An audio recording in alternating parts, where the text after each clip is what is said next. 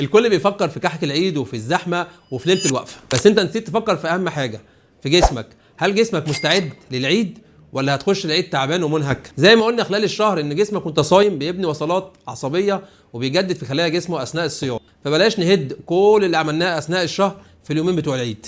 يوم الوقفه احنا بنعتبره يوم الخيانه العظمى للصحه، بننسى نشرب ميه خالص، بنقلب نومنا، بنهجم هجوم كامل على السكريات، وفي نفس الوقت بنهجم هجوم كامل على الاملاح وال2 كيلو لب وال5 كيلو سوداني. تخيل المخ عندك كده بياخد اوامر متضاربه فجاه، سكريات داخله من ناحيه وفي نفس الوقت املاح داخله من ناحيه ثانيه.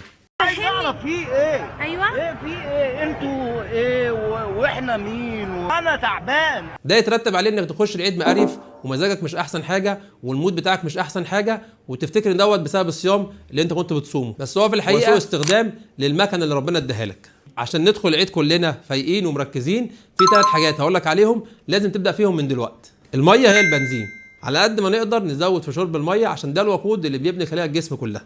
تاني حاجه النوم، لازم تنام 4 ساعات على الاقل يوميا بالليل، عشان ده هو اللي بيساعد خلايا جسمك على التركيز. تالت حاجه نخفف الاملاح شويه عشان ما نجهدش كليتنا ونخش على العيد بضغطنا وهو مرتفع.